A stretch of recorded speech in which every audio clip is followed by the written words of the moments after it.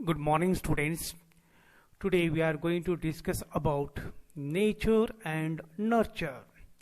There are so many factors which influence on human development.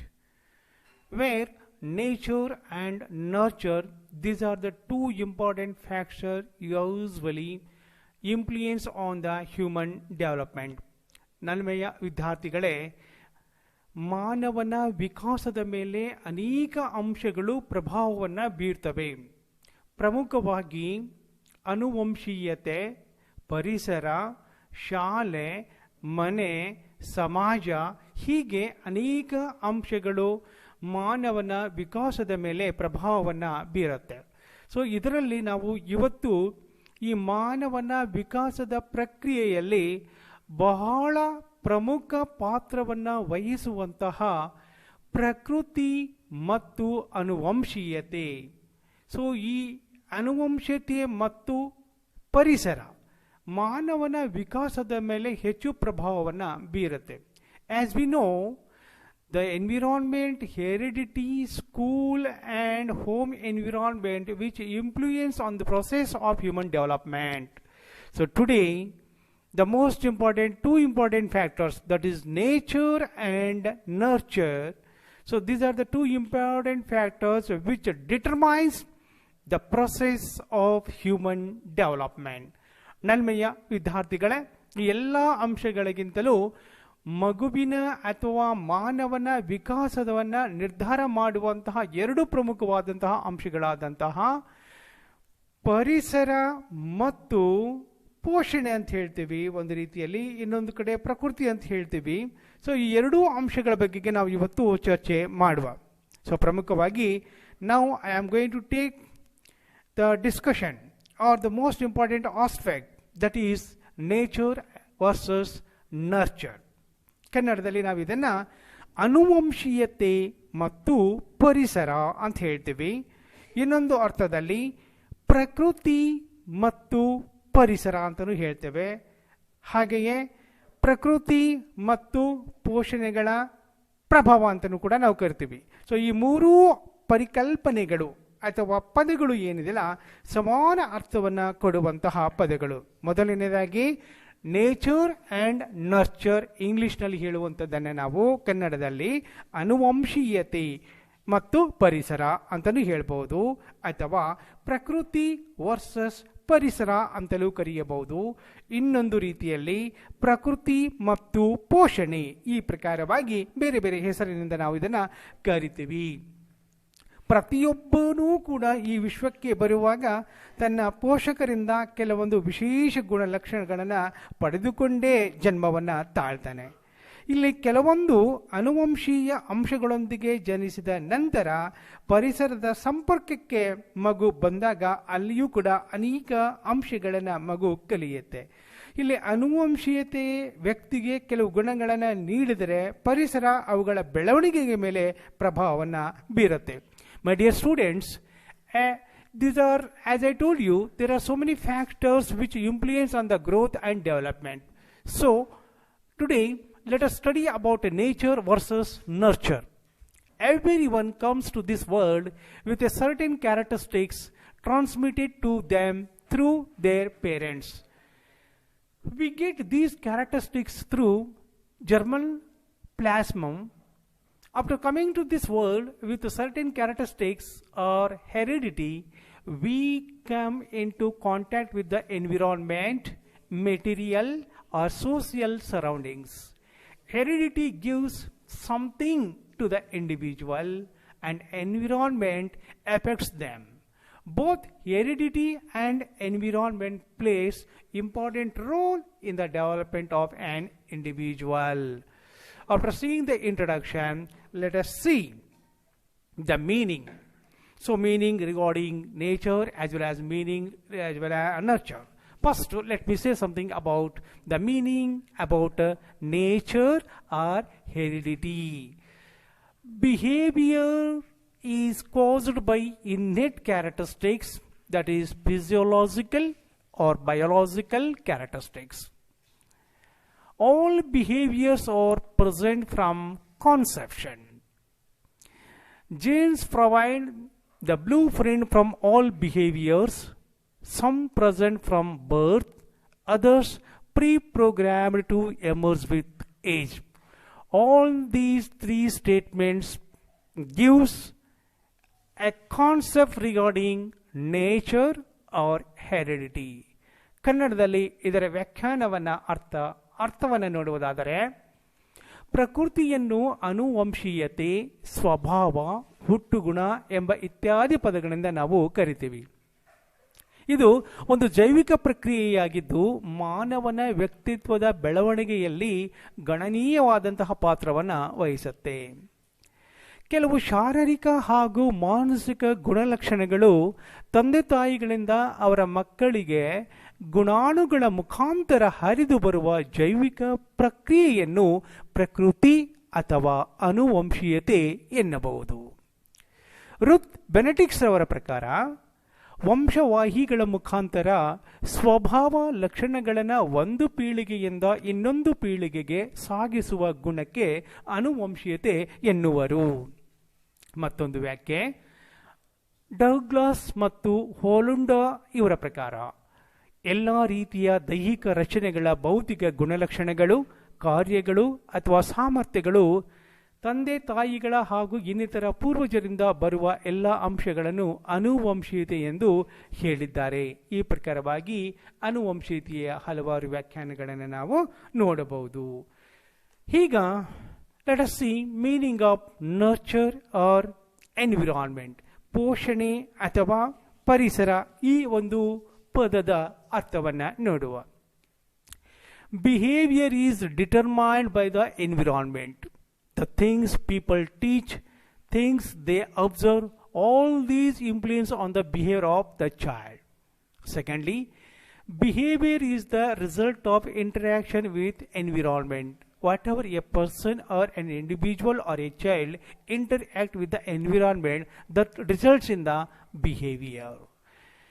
Thirdly, born on empty vessel, waiting to be filled up by experiences gained from environmental interactions. Each and every child will born with an empty vessel, day by day, month by month, year by year. The child will gain different kind of experience, and accordingly he can interact with the environment and he can have an appropriate personality. Then it can become anything provided the environment is right. Whatever is provided in the environment, that can be influenced directly on the child development. Then behaviorist theories are almost all nature theories. So here we can see some of the definition in Kannada also. P. Gistert ಅವರ ಪ್ರಕಾರ ವಸ್ತುವೊಂದನ್ನು ಸುತ್ತುವರಿದು ಅದರ ಮೇಲೆ ತಕ್ಷಣವೇ ಪ್ರತ್ಯಕ್ಷವಾಗಿ ಪ್ರಭಾವ ಬೀರುವಂತಹ ಯಾವುದೇ ಅಂಶ ಆಗಿರಬಹುದು, ಅದೇ ಇಲ್ಲಿ ಪರಿಸರ ಅಂತ ಪರಿಗಣಿಸಲ್ಪಡುತ್ತೆ. ಕಿಂಗ್ ಬೋಲ್ ಯಂಗ್ ಅವರ ಪ್ರಕಾರ ಜೀವಿಯೊಂದರ ಮೇಲೆ ಬಾಹ್ಯವಾಗಿ ಪ್ರಭಾವ ಬೀರುವ ಎಲ್ಲ ಬಗೆಯ ಶಕ್ತಿಗಳು, ಪ್ರಚೋದಕಗಳು ಹಾಗೂ ಪರಿಸ್ಥಿತಿಗಳನ್ನು ಪರಿಸರ ಎನ್ನುವರು. ಮಡ್ವರ್ತ್ ಪ್ರಕಾರ ಹುಟ್ಟಿನಿಂದ ಚಟ್ಟದವರೆಗೆ ವ್ಯಕ್ತಿಯ ಮೇಲೆ ಪ್ರಭಾವ ಬೀರುವ ಹೊರಗಿನ ಎಲ್ಲ ಅಂಶಗಳನ್ನು ಪರಿಸರ ಎನ್ನುವರು. ಹಾಗೆಯೇ ಲಾಂಗ್ ಫೀಲ್ಡ್ ಮತ್ತು ವೆಲ್ಸ್ ಅವರ ಪ್ರಕಾರ ವಂಶವಾಹಿಗಳನ್ನು ಬಿಟ್ಟು ವ್ಯಕ್ತಿಯ ಬಾಹ್ಯ ವರ್ತನೆಯ ಮೇಲೆ ಯಾವುದು ಪ್ರಭಾವ ಬೀರುತ್ತದೆಯೋ ಅದನ್ನು ಪರಿಸರ ಎನ್ನುವರು. ಸೊ ಈ ಪ್ರಕಾರವಾಗಿ ಪೋಷಣೆ ಅಥವಾ ಪರಿಸರದ ಬಗೆಗೆ ಹಲವಾರು ವ್ಯಾಖ್ಯಾನಗಳನ್ನು ನಾವು ನೋಡಬಹುದು. Now let us see the meaning of nature versus nurture. Degree to which human behavior is determined by genetics or biology or learned through interacting with the environment is called as nature versus nurture. The relative influence of environmental and heredity factors influence various characters. These two forces are called nature and nurture forces. Now, let me say something about characteristics of nature or heredity. Heredity is largely responsible for some human characteristics. ಅನುವಂಶೀಯತೆ ಮಾನವನ ಮೇಲೆ, ಮಗುವಿನ ಮೇಲೆ ಹಲವಾರು ಗುಣಗಳನ್ನು ಅದು ಪ್ರಭಾವವನ್ನು ಬೀರುತ್ತೆ. ಕೆಲವೊಂದು ಗುಣಗಳು ಅನುವಂಶಿಯಿಂದ ಬಂದಿರುತ್ತೆ. So they are genetic factors usually, and they are ice, ಕಣ್ಣಿನ ಬಣ್ಣ, ಹೇರ್, ಕೂದಲು ಅಥವಾ ಕೂದಲಿನ ಬಣ್ಣ, ಸ್ಕಿನ್, ಚರ್ಮದ ಬಣ್ಣ, ವಿಡ್ತ್ ಆಫ್ ದ ಹೆಡ್, ತಲೆಯ ಗಾತ್ರ, ಫಿಂಗರ್ ಪ್ರಿಂಟ್ ಪ್ಯಾಟರ್ನ್ಸ್, ಕೈ ಬೆರಳಿನ ವಿನ್ಯಾಸ, ಏಜ್ ಅಟ್ ಪ್ಯೂಬರ್ಟಿ, ಲೈಂಗಿಕ ಪಕ್ವತೆಯ ಕಾಲ, ಜೀನ್ಸ್, ವಂಶವಾಹಿಗಳು, ದೆನ್ ಸ್ಟೇಟರ್, ದೇಹದ ದೃಢತೆ. ಇವೆಲ್ಲವೂ ಕೂಡ ಅನುವಂಶೀಯತೆಯಿಂದ ಬರುವಂತಹ ಪ್ರಮುಖ ಗುಣಗಳು. ಹಾಗೆಯೇ ಪರಿಸರದಿಂದಲೂ ಕೂಡ ಕೆಲವೊಂದು ಗುಣಗಳು ನಮಗೆ ಬರುತ್ತೆ. Environment is also largely responsible for some human characteristics such as ideals, ಆದರ್ಶಗಳು, ಆಟಿಟ್ಯೂಡ್ಸ್, ಮನೋವೃತ್ತಿಗಳು, ಇಂಟ್ರೆಸ್ಟ್, ಆಸಕ್ತಿಗಳು, ಟೆಂಪರಮೆಂಟ್, ಬಿಹೇವಿಯರ್, ಕಲ್ಚರ್, ವರ್ತನೆ, ಸಂಸ್ಕೃತಿ, ಇವೆಲ್ಲವೂ ಕೂಡ ನಮಗೆ ಪರಿಸರದಿಂದ ಬರುವಂತಹ ಪ್ರಮುಖ ಅಂಶಗಳು ಅಥವಾ ಗುಣಗಳು. ಒಟ್ಟಿನಲ್ಲಿ ಅನುವಂಶೀಯತೆ ಮತ್ತು ಪರಿಸರದ ನಾನಾ ರೀತಿಯಾದಂತಹ ಗುಣಗಳು ಮಾನವನ ವಿಕಾಸದ ಮೇಲೆ ಪ್ರಭಾವವನ್ನು ಬೀರತ್ತೆ. ಅವು ವ್ಯಕ್ತಿಗೆ ಬರುವಂಥದ್ದು. Now let us see a role of heredity in the growth and development. So ಇಲ್ಲಿ ಅನುವಂಶೀಯತೆ ನಮ್ಮ ಬೆಳವಣಿಗೆ ಮತ್ತು ವಿಕಾಸದ ಮೇಲೆ ತನ್ನದೇ ಆದಂತಹ ಒಂದು ಪ್ರಭಾವವನ್ನು ಬೀರತ್ತೆ. ಸೊ ಇಲ್ಲಿ ಮೊದಲನೇದಾಗಿ ನಾವು ನೋಡುವುದಾದರೆ mechanism of heredity. Mechanism of heredity. So ಇಲ್ಲಿ ಅನುವಂಶೀಯತೆ ಎನ್ನುವುದು ನಾನಾ ರೀತಿಯಲ್ಲಿ ಮಗುವಿನ ವಿಕಾಸದ ಮೇಲೆ ಪ್ರಭಾವವನ್ನು ಬೀರತ್ತೆ.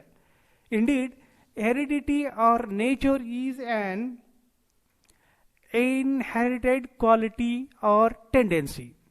The mechanism of heredity by which an individual develops from a single cold organism into an adult human being is a complex process. Growth and development takes place by the multiplication of the fertilized cell through continuous division. ಅಂದರೆ ಇಲ್ಲಿ ಅನುವಂಶೀಯತೆ ಗುಣಗಳು ವಂಶಪಾರಂಪರ್ಯವಾಗಿ ಬರುವಂಥವುಗಳು. ಒಂದು ಜೀವಕೋಶದಿಂದ ಪ್ರಾರಂಭವಾಗಿ ಒಬ್ಬ ವ್ಯಕ್ತಿ ಪ್ರೌಢನಾಗಿ ವಿಕಾಸಗೊಳ್ಳುವುದು ಒಂದು ಸಂಕೀರ್ಣವಾದಂತಹ ಅನುವಂಶಿಕವಾದಂತಹ ಒಂದು ಪ್ರಕ್ರಿಯೆ. ಸೊ ಗರ್ಭಧಾರಣೆಯ ಸಮಯದಲ್ಲಿ 2 ಅಂಕುರಾಣುಗಳು, ಅಂದರೆ ತಾಯಿಯಿಂದ ಬರುವ ಅಂಡಾಣು ಮತ್ತು ತಂದೆಯಿಂದ ಬರುವಂತಹ ವೀರ್ಯಾಣು ಜೊತೆಗೂಡಿ ಹೊಸ ಜೀವಿಯ ಉದಯಕ್ಕೆ ಕಾರಣನಾಗ್ತಾನೆ. ಸೊ ಈ ಪ್ರಕಾರವಾಗಿ ಅನುವಂಶೀಯತೆ ಮಗುವಿನ ವಿಕಾಸದ ಮೇಲೆ ಪ್ರಭಾವವನ್ನು ಬೀರುವಂಥದ್ದು. How are twins formed? ಅವಳಿಗಳು ಹೇಗೆ ಉದಯಿಸುತ್ತವೆ ಎನ್ನುವಂತಹ ಒಂದು ಅಂಶ. When a ripe ovum is fertilized by one spermatozoon, the result will be a singleton. But in certain cases, the fertilized ovum or zygote splits into 2 or more distant parts during the early stage of cell cleavage. When this happens, the result will be identical twins or triplets or other multiple births. ಸಾಮಾನ್ಯವಾಗಿ ಕೆಲವೊಮ್ಮೆ ಗರ್ಭಧೃತ ಅಂಡಾಣು ಅಥವಾ zygote 2 ಅಥವಾ ಹೆಚ್ಚು ಭಾಗಗಳಾಗಿ ವಿಭಜನೆಗೊಳ್ಳಬಹುದು. ಈ ರೀತಿಯ ವಿಭಜನೆಯಿಂದ ಉದಯಿಸುವಂತಹ ಮಕ್ಕಳು ಸಮರೂಪ ಅವಳಿಗಳು ಅಥವಾ ಅನನ್ಯ ಅವಳಿಗಳಾಗಿರ್ತಾರೆ. ಇಂತಹ ಸಂದರ್ಭದಲ್ಲಿ 2 ಅಥವಾ 3 ಅಥವಾ ಅದಕ್ಕಿಂತಲೂ ಹೆಚ್ಚಿನ ಮಕ್ಕಳ ಜನನಕ್ಕೆ ಕಾರಣನೂ ಕೂಡ ಆಗಬಹುದು. ಸೊ ಇಲ್ಲಿ ಭ್ರಾತೃ ಅವಳಿಗಳು, ಸಹೋದರ ಅವಳಿಗಳು, ಈ ರೀತಿಯಾದಂತಹ ಒಂದು ಜನನ ಆಗುವಂತಹ ಸಾಧ್ಯತೆಗಳು ಇರುತ್ತೆ. ಟೋಟಲಿ ಒಂದು ಅಂಡಾಣು ಒಂದು ವೀರ್ಯಾಣುಗಳೊಡನೆ ಮಿಲನವಾದಾಗ ಜೈಗೋಟ್ ಉತ್ಪತ್ತಿಯಾದ ನಂತರ ಕೆಲವೊಮ್ಮೆ ಅದು 2 ಭಾಗಗಳಾಗಿ ವಿಭಜನೆಗೊಳ್ಳಬಹುದು. ಸೊ ಈ ವಿಭಜನೆ ಅಪೂರ್ಣವಾದಲ್ಲಿ ರೂಪುಗೊಳ್ಳುವಂತಹ ಅವಳಿಗೆ ಸಯಾಮಿಸ್ ಅವಳಿಗಳು ಎಂದು ಕರೆಯುತ್ತೀವಿ. ನಾವು the next thing is laws of heredity, ಅನುವಂಶೀಯ ನಿಯಮಗಳು. ಸೊ ಇಲ್ಲಿ ಅನುವಂಶಕ್ಕೆ ಸಂಬಂಧಪಟ್ಟಂತೆ ಒಂದು ಪೀಳಿಗೆಯಿಂದ ಮತ್ತೊಂದು ಪೀಳಿಗೆಗೆ ಹರಿದು ಬರುವ ಗುಣಗಳನ್ನು ನಿರ್ಧರಿಸುವಂಥ ಅಂಶಗಳು ಯಾವುವು ಅನ್ನೋದನ್ನು ನಾವು ಇಲ್ಲಿ ಕೆಲವೊಂದು 3 ನಿಯಮಗಳ ಮೂಲಕ ನೋಡಬಹುದು. So laws of heredity helps us understand what determines the transmission of characters from one generation to another. So here, law of similarity. It states that like tends to beget like. ಒಂದನೇದು ರೂಪಕ್ಕೆ ಪ್ರತಿರೂಪನಾಗಿರುವ ತತ್ವ. ಮತ್ತೊಮ್ಮೆ ರೂಪಕ್ಕೆ ಪ್ರತಿರೂಪನಾಗಿರುವ ತತ್ವ. So ಇಲ್ಲಿ ಅನುವಂಶೀಯತೆಯ ಸಾಮಾನ್ಯ ತತ್ವ ಅಂದರೆ ರೂಪಕ್ಕೆ ಪ್ರತಿರೂಪನಾಗಿರುವವರನ್ನೇ ಪಡೆಯುವುದು. ಸೊ ಈ ತತ್ವದ ಪ್ರಕಾರ ಹೆಚ್ಚು ಬುದ್ಧಿಶಕ್ತಿ ಹೊಂದಿರುವ ತಂದೆ ತಾಯಿಗಳು ಹೆಚ್ಚು ಬುದ್ಧಿಶಕ್ತಿಯುಳ್ಳ ಮಕ್ಕಳನ್ನೇ ಪಡೀತಾರೆ.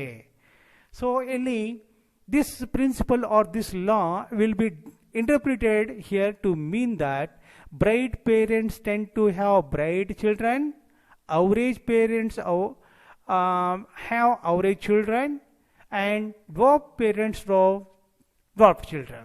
Thus, on the average, the children tend to be like their parents. ಮತ್ತೊಮ್ಮೆ ಹೇಳ್ತೇನೆ, ಹೆಚ್ಚು ಬುದ್ಧಿಶಕ್ತಿಯನ್ನು ಹೊಂದಿರುವಂತಹ ತಂದೆ ತಾಯಿಗಳು ಹೆಚ್ಚು ಬುದ್ಧಿಶಕ್ತಿಯುಳ್ಳ ಮಕ್ಕಳನ್ನು ಪಡೀತಾರೆ.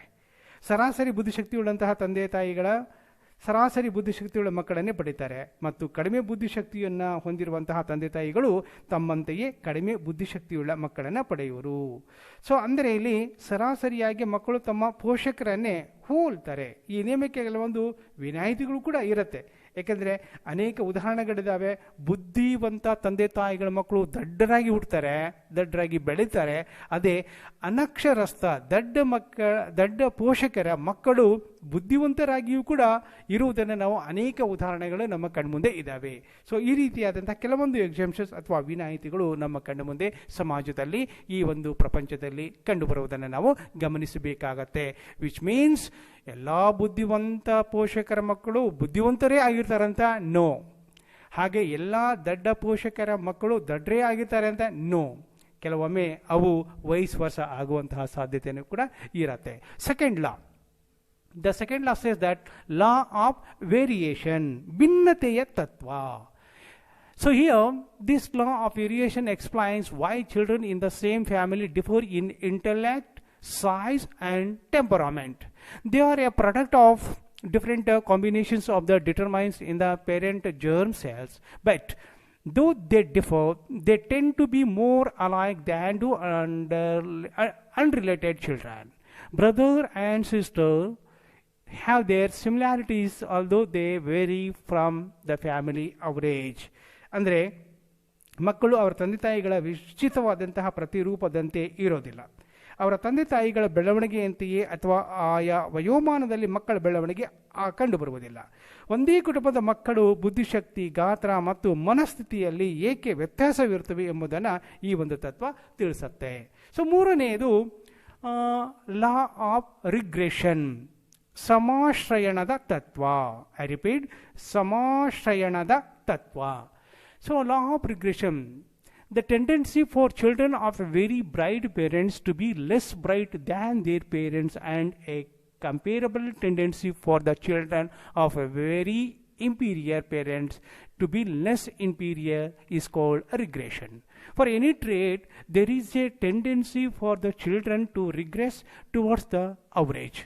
Usually, the children of a very gifted father or mother are not so gifted as the parent, because the parents are the products of the most fortunate combination of the determinants of their parents. So ಇಲ್ಲಿ ಸಮಾಶ್ರಯಣದ ತತ್ವ ಏನು ಹೇಳುತ್ತೆ ಅಂದರೆ, ಹೆಚ್ಚು ಎತ್ತರ ಇರುವ ತಂದೆ ತಾಯಿಗಳು ತಮಗಿಂತ ಕಡಿಮೆ ಎತ್ತರ ಇರುವ ಮಕ್ಕಳನ್ನು ಪಡೆಯಬಹುದು. ಅದೇ ರೀತಿ ಕಡಿಮೆ ಎತ್ತರವಿರುವಂತಹ ತಂದೆ ತಾಯಿಗಳು ತಮಗಿಂತ ಹೆಚ್ಚು ಎತ್ತರವಿರುವ ಮಕ್ಕಳನ್ನು ಪಡೆಯಬಹುದು. ಸೊ ಇದನ್ನು ನಾವು ಸಮಾಶ್ರಯಣ ತತ್ವ ಅಂತ ಕರಿತೀವಿ. ಯಾವುದೇ ಗುಣಕ್ಕಾದರೂ ಮಕ್ಕಳಲ್ಲಿ ಸರಾಸರಿಯ ಕಡೆಗೆ ಒಲವು ಪ್ರವೃತ್ತಿಯನ್ನು ಕಾಣಬಹುದು. ಸೊ ಇಲ್ಲಿ ತಂದೆ ತಾಯಿಗಳ ಎಲ್ಲ ಮಕ್ಕಳನ್ನು ಸಮಾಶ್ರಯಣ ಕಂಡು ಬರುವುದಿಲ್ಲ. ಸೊ ಈ ಪ್ರಕಾರವಾಗಿ ಈ ಮೂರು ಲಾಗಳು ಕೂಡ ನಮ್ಮ ವಿಕಾಸದ ಮೇಲೆ ಪ್ರಭಾವವನ್ನು ಬೀರುತ್ತೆ. Now let us C the role of the environment.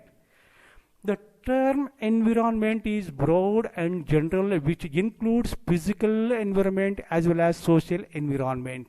Environment consists of the sum total of the stimulation that the individual receives from conception to death. Environment consists of various types of forces like physical, intellectual, social, moral, economic, cultural, and emotional forces. The three types of environment will act upon the postnatal development of the child. They are physical, cognitive, and social environment. So physical environment also has its impact on prenatal development of the child. So ಇಲ್ಲಿ ವ್ಯಕ್ತಿಯನ್ನು ಪ್ರಚೋದಿಸುವ ಸಮಸ್ತ ಉದ್ದೀಪಕಗಳ ಮೊತ್ತವೇ ಆ ವ್ಯಕ್ತಿಯ ಪರಿಸರ ಅಂತ ನಾವು ಕರಿತೀವಿ. ಸೊ ಗರ್ಭಧೃತ ಅಂಡಾಣುವಿನಿಂದ ರೂಪದಲ್ಲಿ ವ್ಯಕ್ತಿ ಉದಯಿಸಿದ ಕ್ಷಣದಿಂದ ಸಾಯುವ ತನಕ ಪ್ರತಿ ಕ್ಷಣ ಹಲವಾರು ಉದ್ದೀಪಕಗಳು ಅವನನ್ನು ಪ್ರಚೋದಿಸುತ್ತಲೇ ಬರುತ್ತವೆ. ಸೊ ಇಲ್ಲಿ ಪರಿಸರವು ಭೌತಿಕ, ಮಾನಸಿಕ, ಸಾಮಾಜಿಕ, ನೈತಿಕ, ಆರ್ಥಿಕ, ಸಾಂಸ್ಕೃತಿಕ ಹಾಗೂ ಸಂವೇಗಾತ್ಮಕ ಅಂಶಗಳನ್ನು ಒಳಗೊಂಡಿರುತ್ತೆ. ಒಟ್ಟಿನಲ್ಲಿ ಮಗುವಿನ ಜನನದ ನಂತರ ಭೌತಿಕ, ಮಾನಸಿಕ ಹಾಗೂ ಸಾಮಾಜಿಕ ಪರಿಸರಗಳು ವಿಕಾಸದ ಮೇಲೆ ಹೆಚ್ಚು ಪ್ರಭಾವವನ್ನು ಬೀರುತ್ತೆ. ಈ ಮೂರು ಪ್ರಮುಖ ಪರಿಸರಗಳ ಬಗ್ಗೆ ಸಂಕ್ಷಿಪ್ತವಾಗಿ ನೋಡೋಣ. ಮೊದಲನೇದಾಗಿ ಭೌತಿಕ ಪರಿಸರ, physical environment. The physical environment through which mother passes through during the period of pregnancy will have its indirect effects upon the child. The food that she takes, the mental condition which she suffers, the diseases from which she suffers, all of them will have the effect upon the prenatal development. Secondary, after the child is born, it is subjected to the forces that are present in the home environment. The weather, the darkness of the room, the geographical condition of the place, food, nourishment, and physical facilities will have their effects upon the postnatal development of the child. So here, ಭೌತಿಕ ಪರಿಸರ ಅಂದಾಗ ಮಗುವಿನ ಪ್ರಸವ ಪೂರ್ವ ವಿಕಾಸದ ಮೇಲೆ ಭೌತಿಕ ಪರಿಸರದ ಅಂಶಗಳು ಪರೋಕ್ಷ ಪ್ರಭಾವವನ್ನು ಬೀರುತ್ತೆ. ಸೊ ತಾಯಿ ಗರ್ಭಧಾರಣ ಅವಧಿಯಲ್ಲಿ ತೆಗೆದುಕೊಳ್ಳುವಂತಹ ಆಹಾರ, ಔಷಧಿ, ಅವಳ ನರಳಿನ ಕಾಯಿಲೆಗಳು ಮತ್ತು ಅವಳು ಹೊಂದಿರುವ ಮನಸ್ಥಿತಿ ಮಗುವಿನ ಬೆಳವಣಿಗೆ ಮೇಲೆ ಪ್ರಭಾವವನ್ನು ಬೀರುತ್ತೆ. ಸೊ ಮಗು ಜನಿಸಿದ ನಂತರ ಮನೆಯ ಪರಿಸರದಲ್ಲಿರುವಂತಹ ಹಲವಾರು ಅಂಶಗಳು ಆ ಮಗುವಿನ ಮೇಲೆ, ಮಗುವಿನ ವಿಕಾಸದ ಮೇಲೆ ಪ್ರಭಾವವನ್ನು ಬೀರುತ್ತೆ. ಹವಾಗುಣ ಆಗಿರ್ಬೋದು, ಕೊಠಡಿಯ ಕತ್ತಲೆ, ಸ್ಥಳದ ಭೌಗೋಳಿಕ ಸ್ಥಿತಿ, ಆಹಾರ, ಪೋಷಣೆ ಮತ್ತು ಭೌತಿಕ ಸೌಲಭ್ಯಗಳು ಮಗುವಿನ ಜನನ ನಂತರದ ವಿಕಾಸದ ಮೇಲೆ ಪ್ರಭಾವವನ್ನು ಬೀರುತ್ತೆ.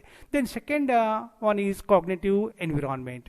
The term cognitive environment means the atmosphere necessary for the intellectual development of a person. All the things helpful in the intellectual development of the child constituted his cognitive environment. In addition to this, for a child in school, the cognitive environment consists of libraries, laboratories, recreational, co-curricular as well as curricular activities. Therefore, teachers should try their best to provide the best cognitive environment in the school. ಬೌದ್ಧಿಕ ಪರಿಸರ, ವ್ಯಕ್ತಿಯ ಬೌದ್ಧಿಕ ವಿಕಾಸಕ್ಕೆ ಅಗತ್ಯವಾದಂತಹ ವಾತಾವರಣವನ್ನು ಬೌದ್ಧಿಕ ಪರಿಸರ ಅಂತ ನಾವು ಕರಿತೀವಿ. ಮಗುವಿನ ಬೌದ್ಧಿಕ ವಿಕಾಸಕ್ಕೆ ಸಹಾಯಕವಾಗುವಂತಹ ಎಲ್ಲ ಅಂಶಗಳನ್ನು ಒಟ್ಟಾಗಿ ಬೌದ್ಧಿಕ ಪರಿಸರ ಎನ್ನಲಾಗಿದೆ. ಮಗುವಿಗೆ ಬೌದ್ಧಿಕ ಪ್ರಚೋದನೆ ಮನೆಯಿಂದಲೇ ಪ್ರಾರಂಭವಾಗುತ್ತೆ. ಈ ಮಗುವಿನ ಬೌದ್ಧಿಕ ವಿಕಾಸ ಪೋಷಕರು ಒದಗಿಸಿಕೊಡುವಂತಹ ತರಬೇತಿ ಮತ್ತು ಅನುಭವಗಳ ಮೇಲೆ ಅವಲಂಬನೆಯಾಗಿರುತ್ತೆ. ಸೊ ಇಲ್ಲಿ ಶಾಲೆಯಲ್ಲಿ ಮಗುವಿಗೆ ದೊರೆಯುವಂತಹ ಬೌದ್ಧಿಕ ಪರಿಸರ ಗ್ರಂಥಾಲಯಗಳು, ಪ್ರಯೋಗಾಲಯಗಳು, ಮನೋರಂಜನಾ ಚಟುವಟಿಕೆಗಳು, ಪಠ್ಯ ಹಾಗೂ ಸಹಪಠ್ಯ ಚಟುವಟಿಕೆಗಳು ಮುಂತಾದವುಗಳು. ಸೊ ಇವುಗಳನ್ನು ಸರಿಯಾದಂತಹ ರೀತಿಯಲ್ಲಿ ಸಂಘಟಿಸಿದ್ದೇ ಆದರೆ ಮಗುವಿನಲ್ಲಿ ಅಪೇಕ್ಷಿತವಾದಂತಹ ಬೌದ್ಧಿಕ ವಿಕಾಸವನ್ನು ನಾವು ಕಾಣಲಿಕ್ಕೆ ಸಾಧ್ಯತೆ ಇದೆ. ದೆನ್ ಮೂರನೇದಾಗಿ social environment. Social environment refers to cultural surroundings of the individual. Sometimes it is called social heredity or social heritage because it is handed down to us from successive generation to human beings. Language, customs, manners, and traditions represent the accumulated wisdom of the past handed down to the present generation. family atmosphere, the school and its atmosphere, peer group, relationship, community and neighborhood, religious and clubs, information and entertainment agencies play an important role in the social and emotional development of children. ಸಾಮಾಜಿಕ ಪರಿಸರ ಅಂದಾಗ ವ್ಯಕ್ತಿಯ ಸಾಂಸ್ಕೃತಿಕ ಪರಿಸರಕ್ಕೆ ಸಂಬಂಧಪಟ್ಟಿದ್ದು. ಇದನ್ನು ಕೆಲವೊಮ್ಮೆ ಸಾಮಾಜಿಕ ಅನುವಂಶೀಯತೆ ಅಥವಾ ಸಾಮಾಜಿಕ ಪರಂಪರೆ ಎಂದಲೂ ಕೂಡ ನಾವು ಕರಿತೀವಿ. ಏಕೆಂದರೆ ನಮ್ಮ ಸಾಂಸ್ಕೃತಿಕ ಜೀವನ ಹಿಂದಿನ ಪೀಳಿಗೆಯಿಂದ ನಮಗೆ ಹರಿದು ಬಂದಿದೆ. ಭಾಷೆ, ಸಂಪ್ರದಾಯ, ನಡತೆ, ಆತಿಥ್ಯ, ಆಚಾರ, ವಿಚಾರ, ಪರಂಪರೆ ಇವುಗಳ ಮೂಲಕ ಜ್ಞಾನವು ಇಂದಿನ ಪೀಳಿಗೆಗೆ ಹರಿದು ಬಂದಿರುವುದನ್ನು ನಾವು ಕಾಣಬಹುದು. ಸೊ ಇಲ್ಲಿ ಕುಟುಂಬದ ವಾತಾವರಣ, ಶಾಲೆ ಮತ್ತು ಅದರ ವಾತಾವರಣ, ಸಮವಯಸ್ಕರ ಗುಂಪಿನ ಒಂದು ಸಂಬಂಧ, ಸಮುದಾಯ ಮತ್ತು ನೆರೆಹೊರೆ, ಧಾರ್ಮಿಕ ಸಂಸ್ಥೆಗಳು ಮತ್ತು ಶಾಲಾ ಸಂಘಗಳು, ಮಾಹಿತಿ ಮತ್ತು ಮನೋರಂಜನಾ ಮಾರ್ಗಗಳು ವ್ಯಕ್ತಿಯ ಸಾಮಾಜಿಕ ಮತ್ತು ಸಂವೇಗಾತ್ಮಕ ವಿಕಾಸದ ಮೇಲೆ ಪ್ರಭಾವವನ್ನು ಬೀರುತ್ತೆ. So these are the 3 important environmental factors usually which influence on the human development. Then let me conclude today's lesson by saying the relative importance of heredity and environment. My dear students, both heredity and environment are very, very important and they are inseparable. The teacher has to understand that these two things are complementary to each other and not at all contrary to one another. There is a definite endowment in the child as far as his inherited characters are concerned. He is born with these gifts, features of his body, the color of his eyes, hair and skin, intelligence, motives are already handed over to him. His longevity of life is also fixed up. The environment will make him to bring up these innate characters into their proper forms. Therefore, these two aspects, I mean heredity and environment, are not at all contrary to one another but are complementary to one another. ನನ್ಮೆಯ ಪ್ರಶಿಕ್ಷಣಾರ್ಥಿಗಳೇ, ಅನುವಂಶೀಯತೆ ಮತ್ತು ಪರಿಸರ ಮಗುವಿನ ವಿಕಾಸದ ಮೇಲೆ ಹೆಚ್ಚು ಪ್ರಭಾವವನ್ನು ಬೀರುತ್ತೆ. ಅವು ಹೇಗೆ ಅಂದರೆ ಒಂದನ್ನೊಂದು ಬೇರ್ಪಡಿಸಲು ಬಾರದಂತಹ ಒಂದು ರೀತಿಯಾದಂತಹ ಅನನ್ಯವಾದಂತಹ ಸಂಬಂಧ ಇದೆ. ಇವೆರಡು ಒಂದಕ್ಕೊಂದು ಪೂರಕವೇ ಹೊರತು ವಿರುದ್ಧವಲ್ಲ ಎಂಬುದನ್ನು ನಾವು ತಿಳಿದುಕೊಳ್ಳಬೇಕು.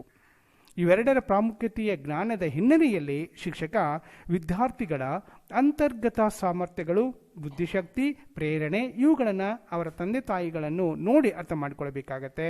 ಶಿಕ್ಷಕ ಮಾಡಬೇಕಾದಂತಹ ಒಂದು ಉತ್ತಮ ಕೆಲಸ ಏನಪ್ಪ ಅಂದರೆ ಶಿಕ್ಷಣ ಪ್ರಕ್ರಿಯೆಯ ಮೂಲಕ ಮಕ್ಕಳಲ್ಲಿರುವಂತಹ ಇಂತಹ ಉತ್ತಮ ಶ್ರೇಷ್ಠ ಗುಣಗಳನ್ನು, ವಿಶೇಷ ಗುಣಗಳನ್ನು ಪ್ರೋತ್ಸಾಹಿಸಬೇಕು ಹಾಗೂ ಕೆಟ್ಟ ಗುಣಗಳು ಬೆಳೆಯದಂತೆ ನಾವು ನೋಡಿಕೊಳ್ಳಬೇಕು.